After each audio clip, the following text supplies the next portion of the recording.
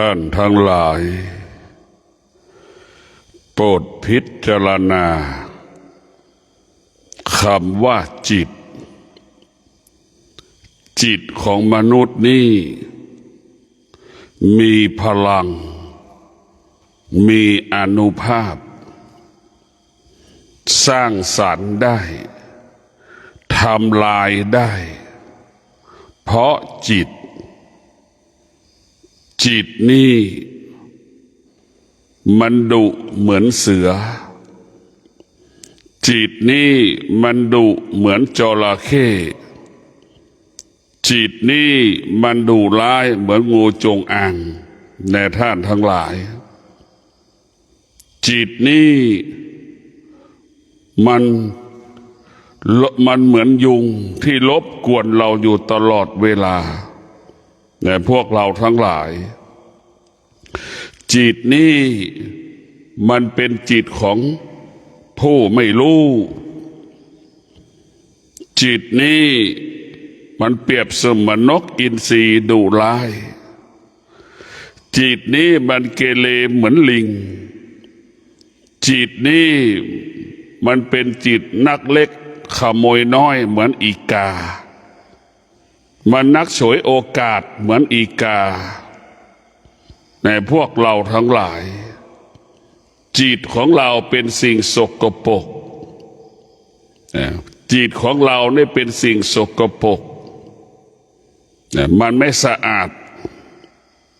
ถ้าจิตเราจะสะอาดได้จิตนั้นต้องอาศัยศีลสมาธิปัญญาชำระล้างจิตจะเป็นผู้รู้ได้จิตนั้นต้องอาศัยสติพวกเราทั้งหลายจิตเราจะเป็นผู้รู้ได้จิตนั้นต้องอาศัยสติจิตของเรานี่จะต้องอาศัยสติเปรียบเสมือนนายจ้างจิตเราเปรียบเสมือนลูกจ้างแต่พวกเราทั้งหลายเพราะจิตเป็นของต่ำสติเป็นของสูงสติจึงเป็นผู้ควบคุมจิตดังนายจ้างควบคุมลูกจ้างดังลูกจ้างต้องฟังนายจ้าง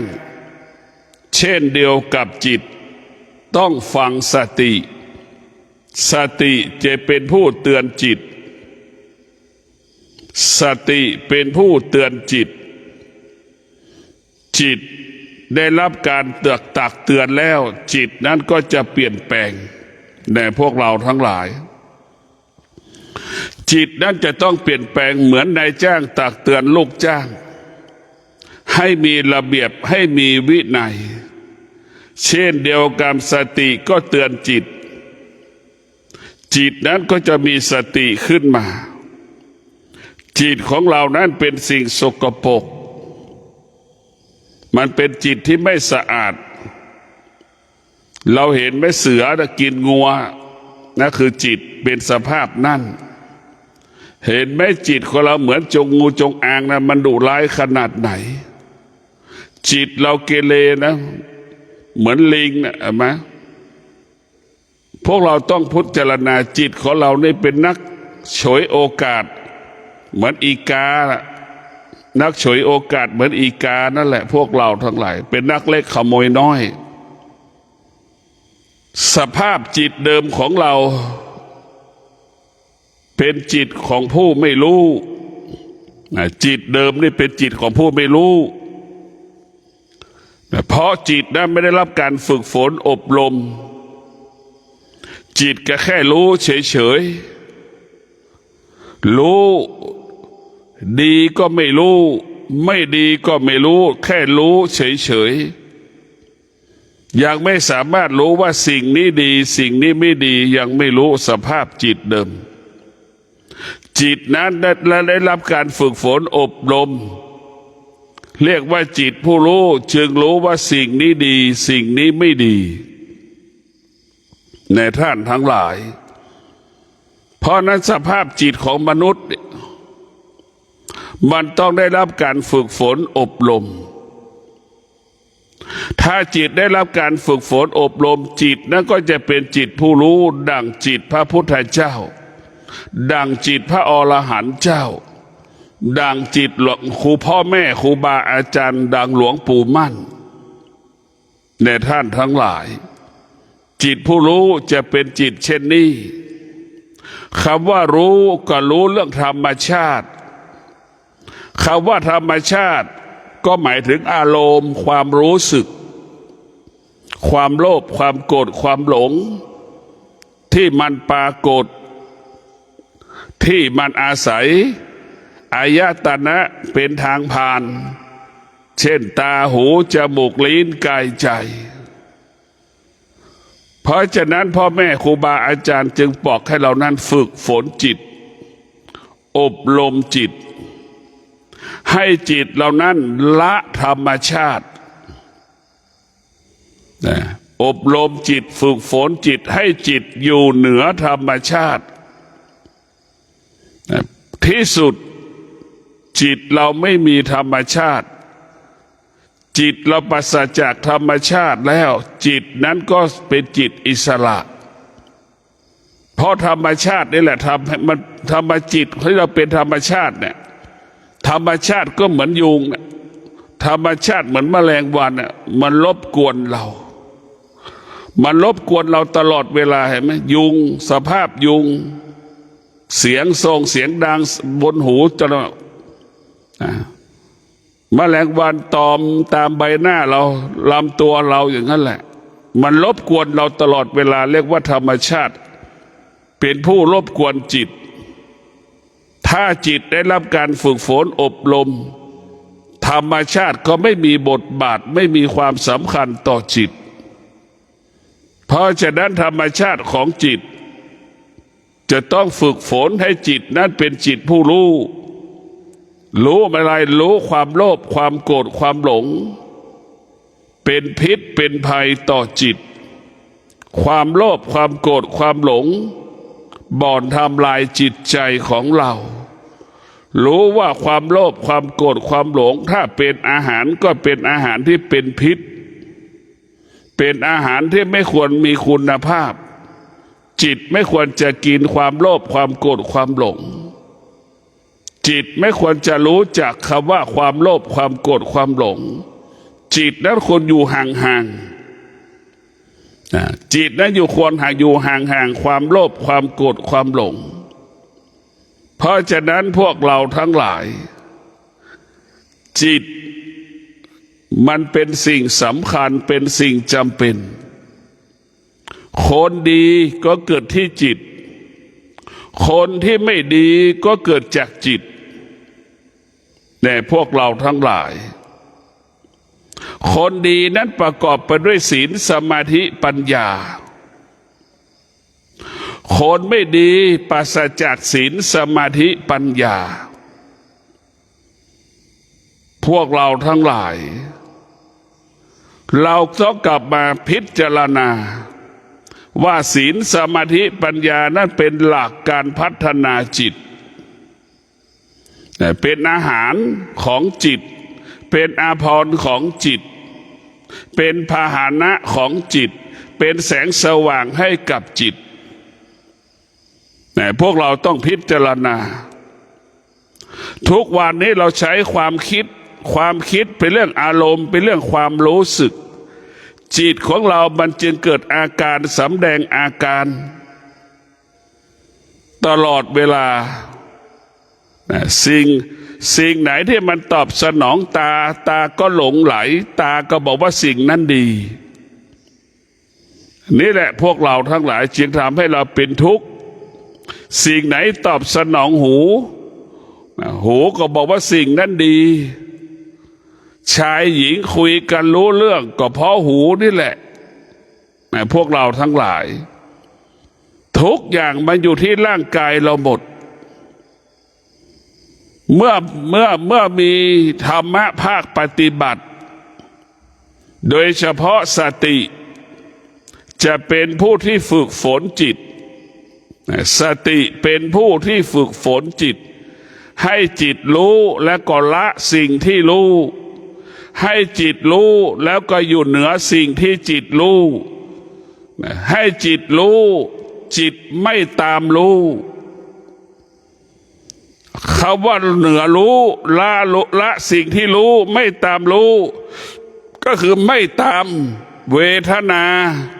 ไม่ตามใจของอุปทานเราจะอยู่เหนือเวทนาเราจะอยู่เหนืออุปทานเราจะอยู่เหนือขันธ์ทั้งห้า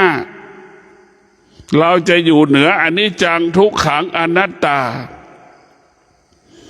เมื่อเราฝึกจิตแล้วเราก็รู้ว่าร่างกายของเรานี่มันเสื่อมทุกวันเพราะมันเป็นอนิจจังทุกขังอนัตตาพอเรารู้ว่าร่างกายของเราเป็นธรรมชาติมันแปรสภาพอยู่ตลอดเวลาเมื่อเรารู้แล้วว่าร่างกายของเราเป็นสิ่งที่ไม่ทนเป็นสิ่งที่ทนได้ยากเมื่อเรารู้แล้วว่าสิ่งที่เรารู้มันคงสภาพเดิมไม่ได้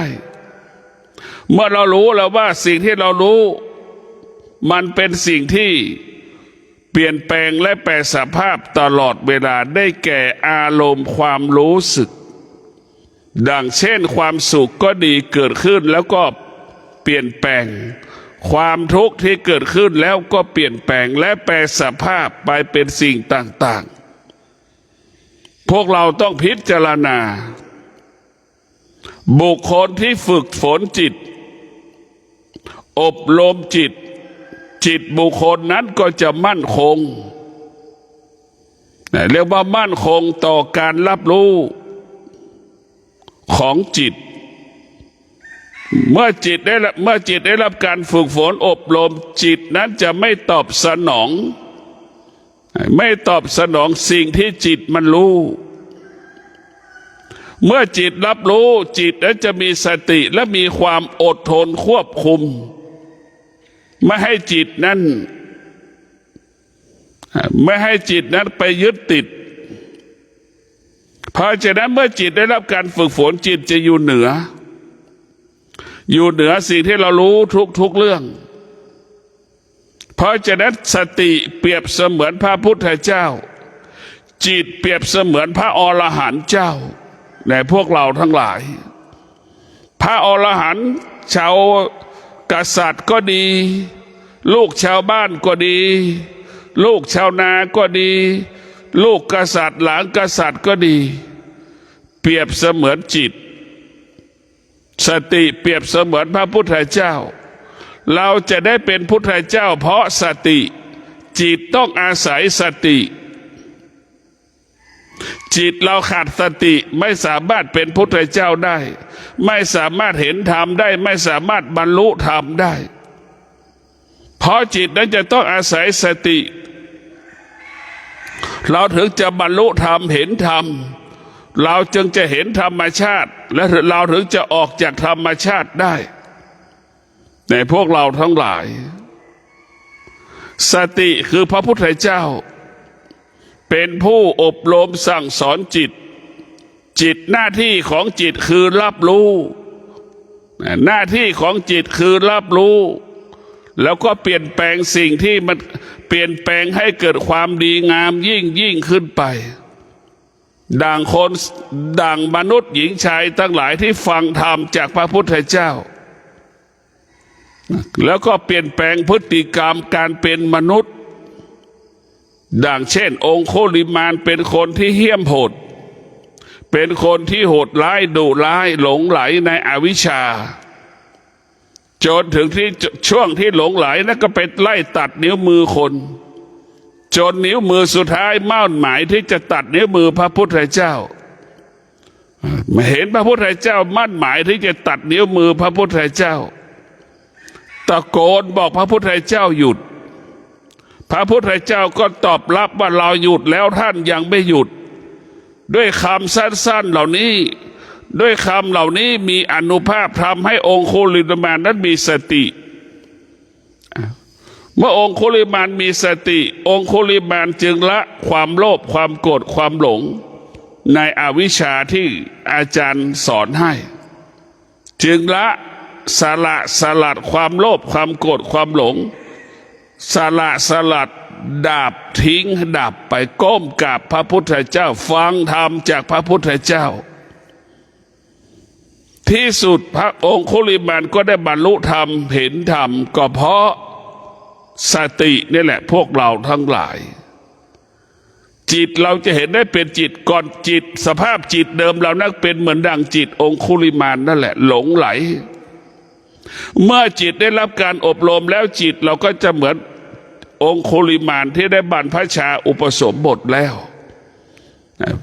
จากดุร้ายแปลกลายเป็นคนที่มีเมตตาองคุลิมานเป็นคนที่มีเมตตาเป็นคนที่มีความอดทนแต่พวกเราต้องพิจารณาสภาพจิตเดิมนั้นเพราะฉะนั้นพระพุทธเจ้าคือสติเราจะต้องฟังธรรมคำสอนพุทธเจ้าและพิจารณาคำสอนพุทธเจ้าเรียกว่าเอากายเป็นภาชนะเอาจิตเป็นภาชนะรองรับคำสอนพระพุทธเจ้าด้วยความเคารพจนถึงที่สุดเราก็เอาคำสอนนั้นไปปฏิบัติจนถึงที่สุดเราจึงหลุดจากธรรมชาติเรียกว่าหลุดพ้นจากธรรมชาติ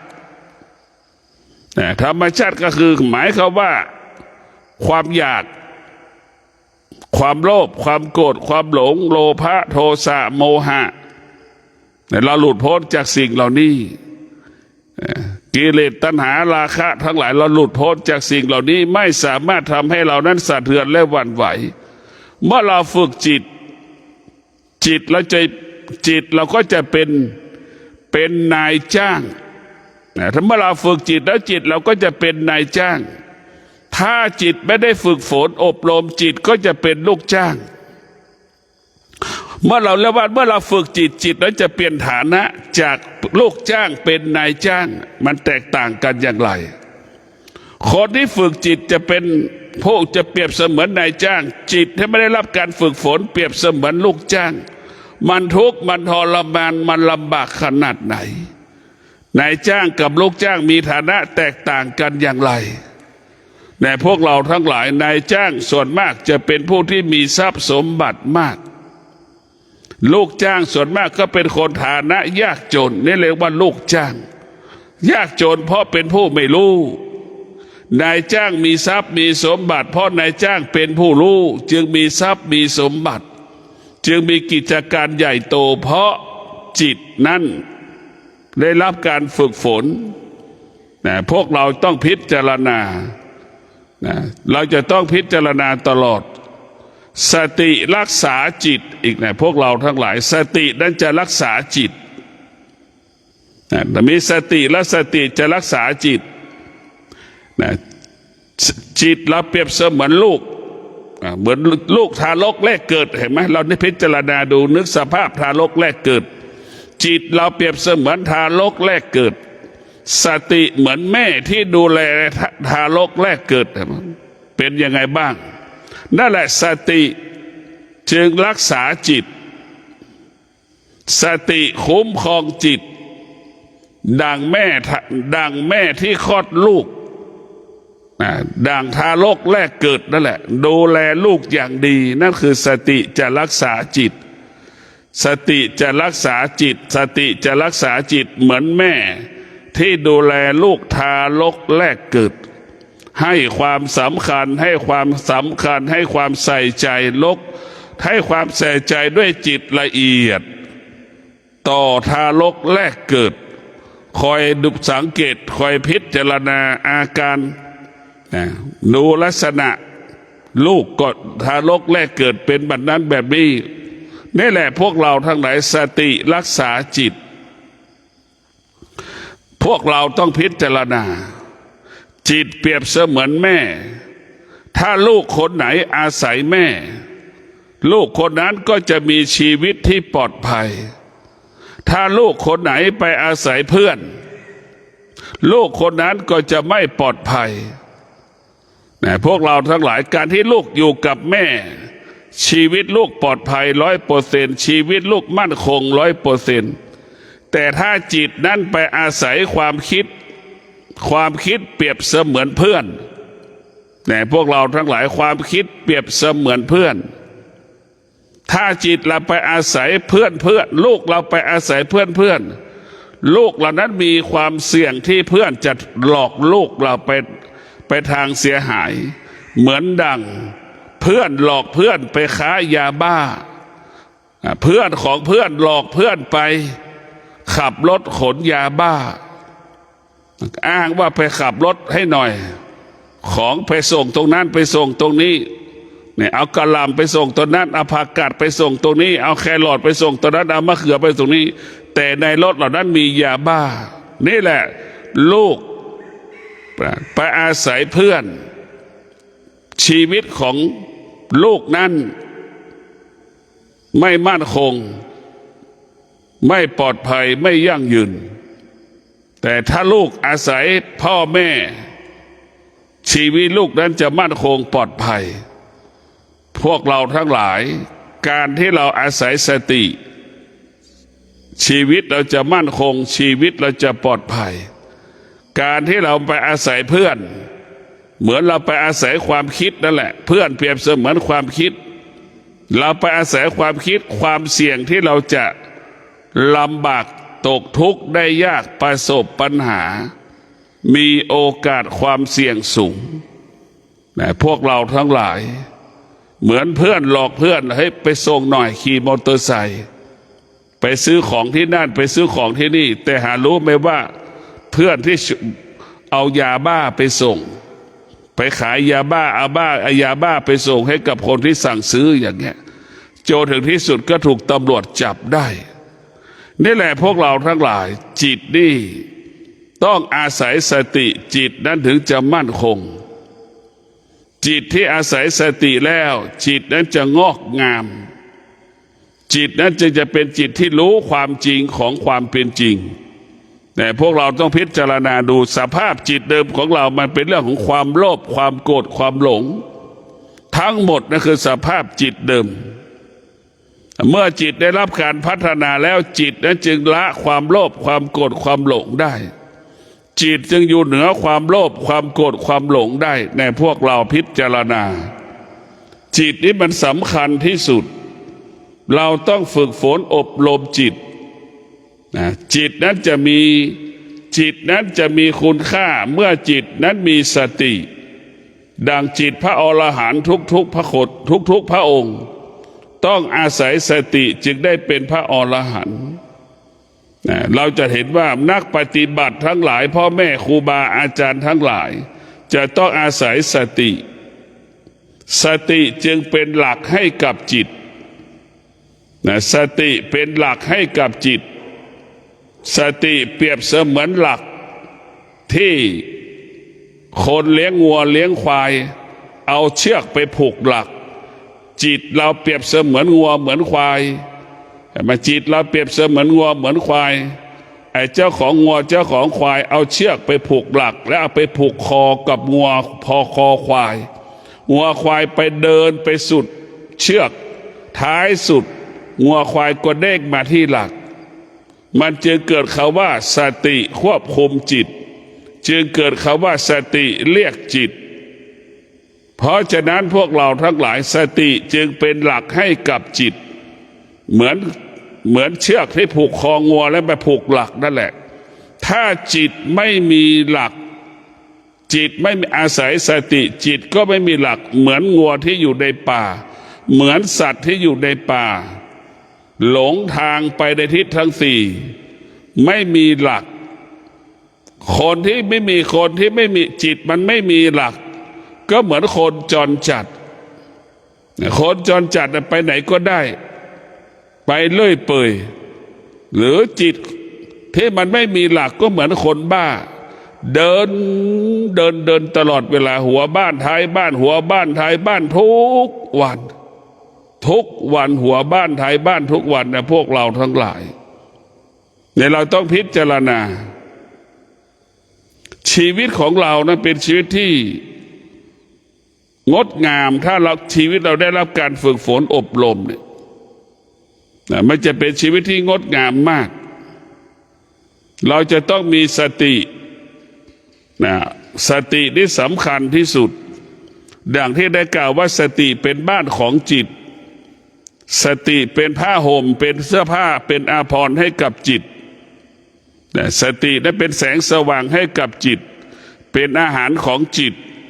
เป็นพาหนะของจิตเมื่อจิตมีสติจิตทำอะไรก็ง่ายทำอะไรก็สะดวก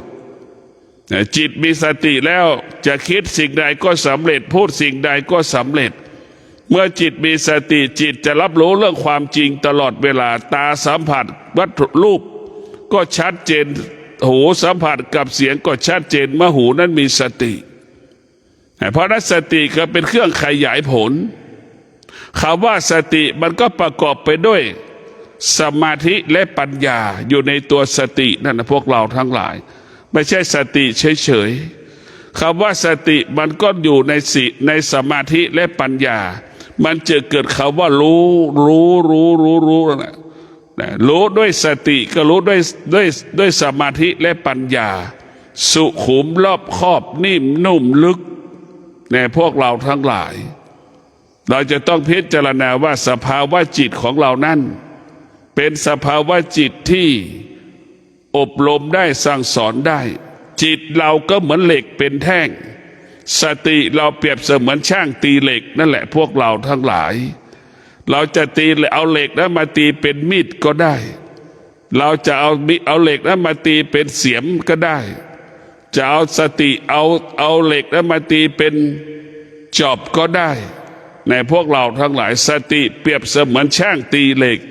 จิตเราก็เปรียบเสมือนเหล็ก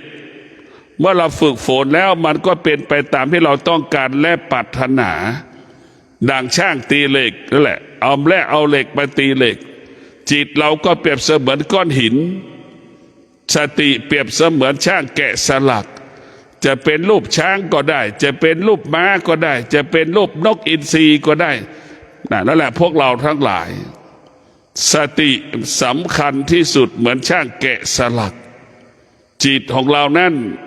แต่พวกเราทั้งหลายจะงดงามได้ต้องอาศัยสติสงบได้ต้องอาศัยสติ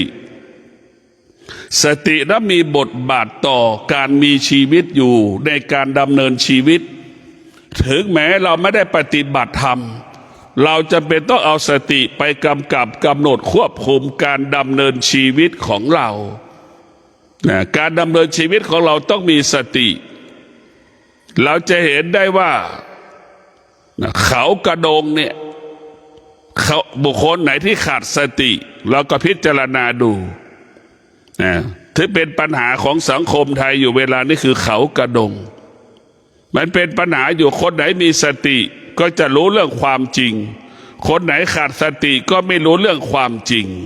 คนไหนที่มีสติก็อยู่กับความเป็นจริงคนไหนขาดสติก็อยู่กับความไม่เป็นจริงจึงรู้แล้วว่าที่สุดคนที่อยู่ในเขากระโดงนั้นจะประสบจะอยู่ได้หรือไม่ได้ก็ต้องใช้เวลาพิสูจน์เพราะฉะนั้นธรรมะไปให้คำตอบกับชีวิตธรรมะเป็นผู้ให้คำตอบกับชีวิตธรรมะคือว่าด้วยเรื่องความจริงว่าด้วยเรื่องความจริงเพราะฉะนั้นธรรมะนี่จะเป็นเรื่องของจิตพวกเราได้เข้าใจว่าธรรมะเป็นภาษาของจิตมนุษย์ทุกชนชาติไม่ว่าชาติใด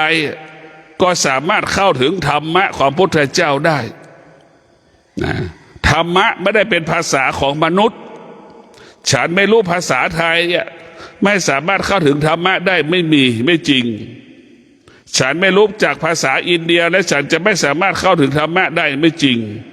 ธรรมะมันอยู่ที่กายกับจิตธรรมะมันอยู่ที่กายกับจิตกายของเราจิตของเราเป็นต้นกำเนิดของธรรมแต่ทุกวันนี้เราไม่ได้เห็นกายไม่ได้เห็นจิตเพราะเราไม่ได้ปฏิบัติคนทั้งหลายไม่ได้บอกว่าธรรมะเกิดขึ้นที่กายเราไม่ได้บอกส่วนมากเรารู้ว่าธรรมะเกิดจากพระไตรปิฎกพระไตรปิฎกก็เกิดจากการปฏิบัติขยายผลเป็นพระไตรปิฎกพวกเราทั้งหลายธรรมะก็เปรียบเสมือนข้าวโพดนั่นแหละเราเอาไปปลูกเสร็จแล้วเราถึงเก็บเม็ดมันเก็บฝักมัน เหมือนพระไตรปิฎกนั่นแหละพวกเราทั้งหลายเพราะฉะนั้นธรรมะทั้งหลายเกิดจากการปฏิบัติเกิดจากการปฏิบัติมันจะเห็นความจริงสิ่งที่มันปรากฏขึ้นกับจิตของเราพวกเราทั้งหลายทุกคนเห็นธรรมะจากตัวหนังสือคำว่าความทุกข์เนี่ยมันก็เป็นเรื่องตัวหนังสือแต่ความทุกข์ที่แท้จริงมันเกิดขึ้นที่ไหนที่กายของเราที่จิตของเราเพราะฉะนั้นพ่อแม่ครูบาอาจารย์จึงรู้แล้วว่าร่างกายของเราเป็นต้นกำเนิดของธรรมร่างกายจิตใจของเราเป็นเหตุให้เกิดธรรมะ84,000 พระธรรมขันธ์พวกเราทั้งหลายเนี่ยแต่คนส่วนมากเข้าใจผิดเข้าใจผิดว่าธรรมะนั้นต้องเกิดจากพระไตรปิฎกเช่นพุทธวจนะอย่างนี้พระไตรปิฎกอย่างนี้ให้เราเข้าใจว่าพระไตรปิฎกนะหรือพุทธวจนะก็คือตัวหนังสือพระไตรปิฎกก็คือตัวหนังสือถ้าภาษายุคปัจจุบันแล้วว่าพระไตรปิฎกก็คือสื่อสารความจริงของพระพุทธเจ้าเท่านั้นเป็นผู้ที่สื่อสารเป็นผู้ที่สื่อสารให้โลกได้รู้พระไตรปิฎกเปรียบเสมือนมะม่วงเปรียบเสมือนมะม่วงแต่เรายังไม่ได้กินมะม่วงนะมาแล้วยังไม่ได้กินมะม่วงลิ้นยังไม่ได้สัมผัสกับมะม่วงธรรมะภาคปฏิบัติมันเปรียบเสมือนเรากินมะม่วงแล้วรู้แล้วว่ารสชาติมะม่วงเป็นเช่นไรคนที่ปฏิบัติธรรมเปรียบเสมือนคนที่ได้กินมะม่วงนะอีกคนหนึ่งยังรู้ว่ามะม่วงรู้ธรรมอยู่รู้ดังว่ามันเป็นมะม่วงเฉยๆแต่คนที่รู้ธรรมเหล่านั้นยังไม่ได้กินมะม่วงคนรู้ธรรมเหล่านั้นจึงไม่สามารถเข้าถึงธรรมได้มันจึงเกิดคำว่ารู้ธรรมเพียงคำพูดดังรู้ว่ามะม่วงแต่ตายังไม่เคยเห็นมะม่วงรู้เขาว่าทุกข์เป็นตัวหนังสือแต่ยังไม่เคยเห็นทุกข์ที่มันเจ็บปวดขึ้นตามร่างกายของเรานี่แหละพวกเราทั้งหลายผู้เข้าถึงธรรมดังผู้ได้ชิมรสชาติมะม่วงผู้ที่รู้ธรรมเข้าไม่ถึงธรรมก็รู้ว่ามะม่วงแต่ยังไม่ได้กินมะม่วงยังไม่ได้สัมผัสรสชาติของมะม่วงมันแตกต่างกันอย่างไรคนหนึ่งได้ชิมแล้วอีกคนหนึ่งยังถือมะม่วงไว้อยู่อีกคนหนึ่งยังไม่รู้จักมะม่วงแค่ตัวหนังสือ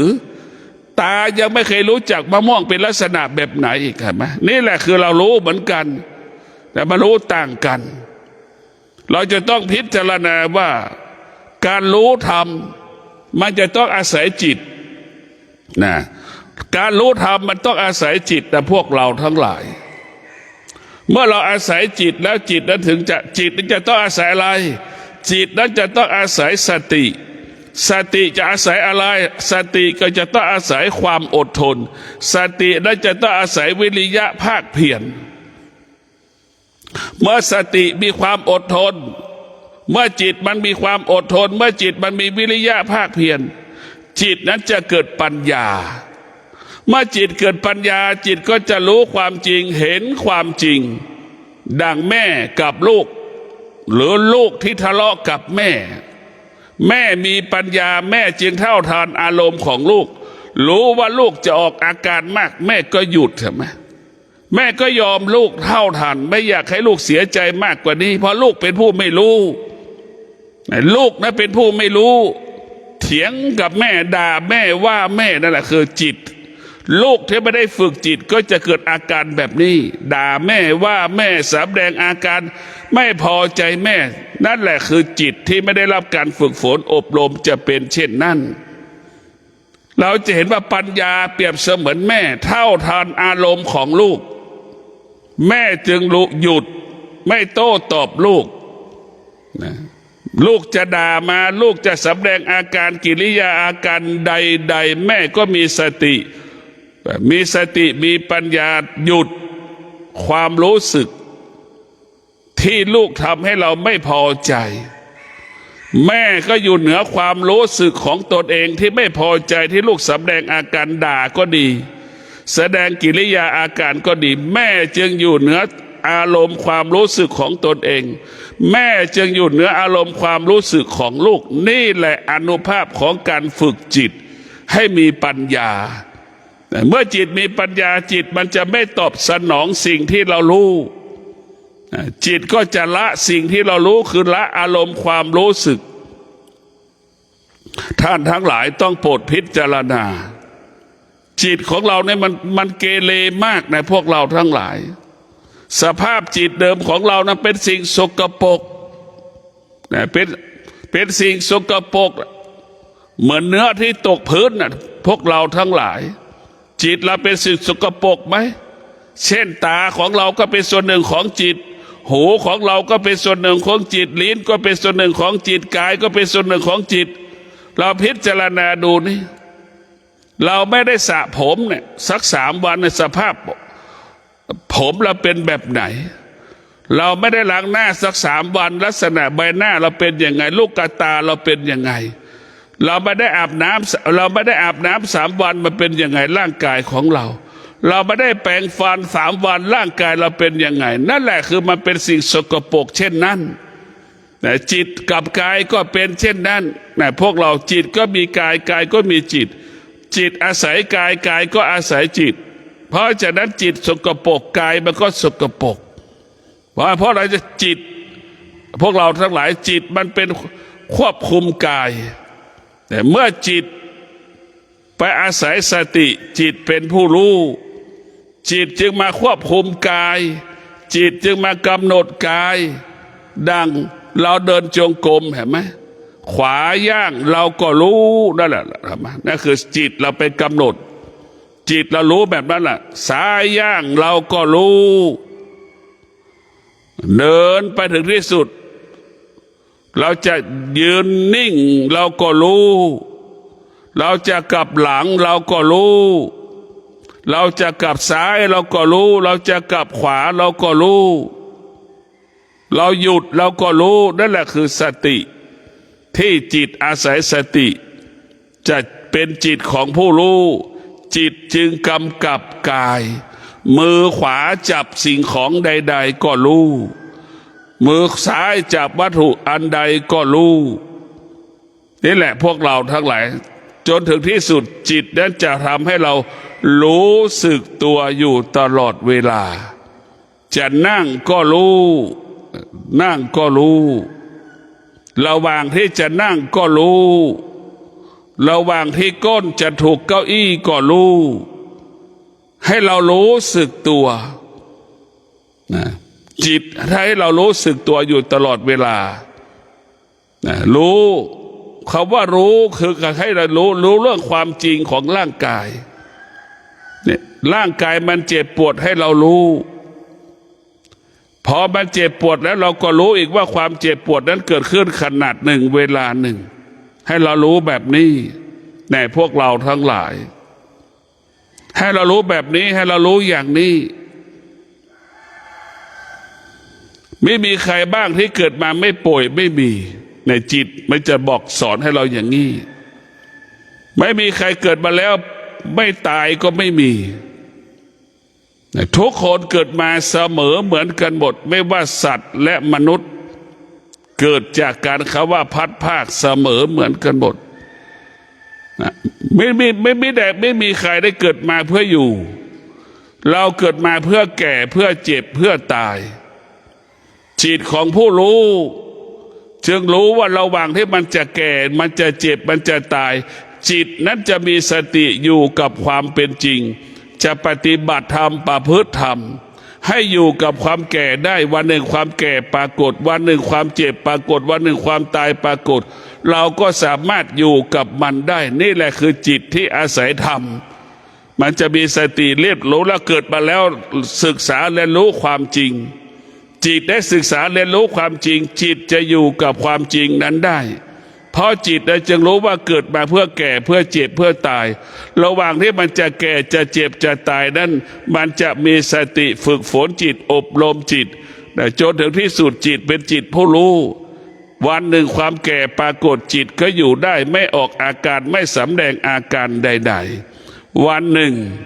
ความเจ็บปรากฏเราก็อยู่ได้ ไม่ออกอาการไม่สำแดงอาการวันหนึ่งความตายจะปรากฏหรือความตายจะปรากฏเราก็รู้สึกตัวและเราพร้อมอยู่กับความตายเข้าใจว่าความตายนั้นเป็นสิ่งที่ปรากฏสำหรับมนุษย์เป็นความจริงสำหรับมนุษย์ทุกๆคนนี่แหละอานุภาพของการฝึกจิตอยู่กับความตายได้อย่างงดงามอยู่กับความเจ็บได้งดงามอยู่กับความแก่ได้งดงามความแก่ความเจ็บความตายจึงไม่มีค่าไม่มีความหมายใดๆสำหรับจิตของผู้รู้จิตผู้รู้ที่นี้ก็ประกอบไปด้วยสติสมาธิปัญญาจึงเรียกว่าจิตผู้รู้สติสมาธิปัญญาวิชา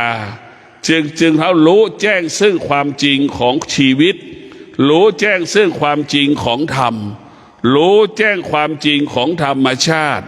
นี่แหละพวกเราทั้งหลายมันรู้แจ้งรู้ซึ่งความเป็นจริงของธรรมจนถึงที่สุดจึงรู้ว่า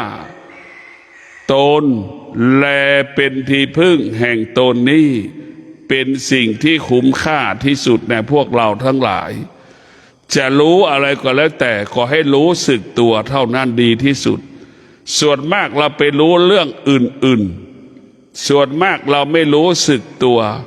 จนถึงที่สุดท้ายสุดชีวิตเราหมดเนื้อหมดตัวเพราะเราไม่รู้สึกตัวหมดทุกสิ่งทุกอย่างก็เพราะเราไม่รู้สึกตัวเมื่อเราไม่รู้สึกตัวเรากลายเป็นผู้หลงเมื่อเราไม่รู้สึกตัวเรากลายเป็นผู้ประมาทจึงทำให้เรานั้นมีสมบัติกลายเป็นคนยากจนจากที่คนอื่นมาอาศัยเราวันนี้เรากลับไปอาศัยคนอื่นเพราะเราไม่รู้สึกตัวเมื่อเราไม่รู้สึกตัวเราก็หลงสิ่งที่เรามีอยู่หลงสังคมในพวกเราทั้งหลายเราจะออกเราเมื่อเรารู้สึกตัวแล้วเราจะอยู่กับความดีงามตลอดกายของเราต้องประกอบไปด้วยศีลคำพูดของเราต้องประกอบไปด้วยศีลความคิดของเราต้องประกอบไปด้วยศีลเรียกว่าความคิดคำพูดการกระทำต้องประกอบไปด้วยศีลเรียกว่าเป็นความจริงเรียกว่าเป็นความจริงนะพวกเราทั้งหลายแล้วมันเกิดความจริงนะเมื่อจิตเรามีอยู่กับสิ่งเหล่านี้แล้วมันจะอยู่กับความเป็นจริงตลอดเวลาท่านทั้งหลายเรารู้แล้วว่าจิตของเรานั้นต้องอาศัยสติเรารู้แล้วว่าสติเป็นผู้รักษาจิตรู้ว่าจิตจะยิ่งใหญ่ได้จิตนั้นต้องอาศัยสติแต่จิตนั้นต้องอาศัยสติดังพระพุทธเจ้ามีสติออกจากอาจารย์ที่ไปศึกษาเรียนรู้ว่าคำสอนอาจารย์นั้นยังไม่ใช่แก่นแห่งธรรมสติตรงนี้ก็คือมีปัญญาซ่อนอยู่ในตัวสติจึงออกจากอาจารย์จึงลาอาจารย์สำนักต่างๆไปบำเพ็ญเพียรภาวนาด้วยตัวพระองค์ท่านเองจนถึงที่สุดพระพุทธเจ้าได้เป็นพระพุทธเจ้าก็เพราะตนแลเป็นที่พึ่งแห่ง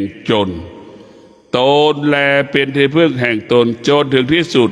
พระพุทธเจ้าจึงชื่อว่าผู้รู้ความจริงของโลกนี่แหละพุทธเจ้าจึงชื่อว่าผู้รู้ความจริงของโลกสิ่งที่พุทธเจ้าค้นพบก็ได้แก่ศีลสมาธิปัญญาจึงเป็นความจริงของโลกศีลสมาธิปัญญาจึงเป็นความจริงชีวิตของมนุษย์โลกนะทั้งหลาย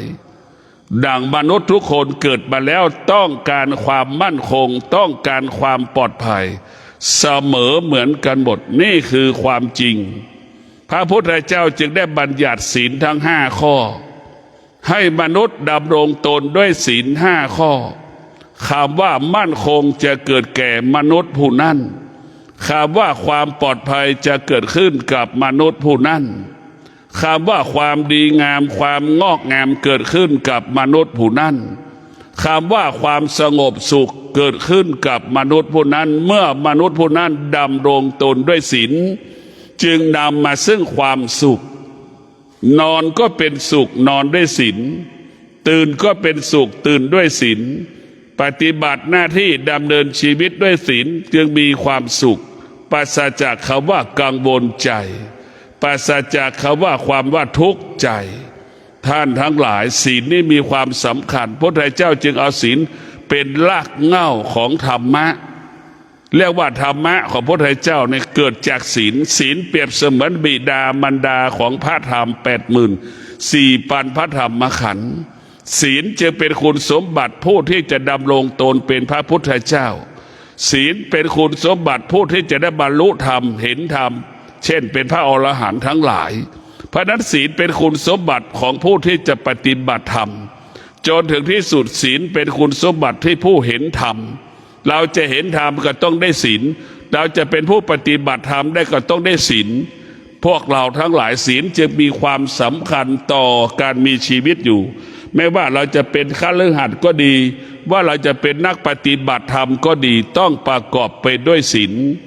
ชีวิตทุกชีวิตประกอบไปด้วยศีลชีวิตนั้นจะมั่นคงชีวิตนั้นจะปลอดภัย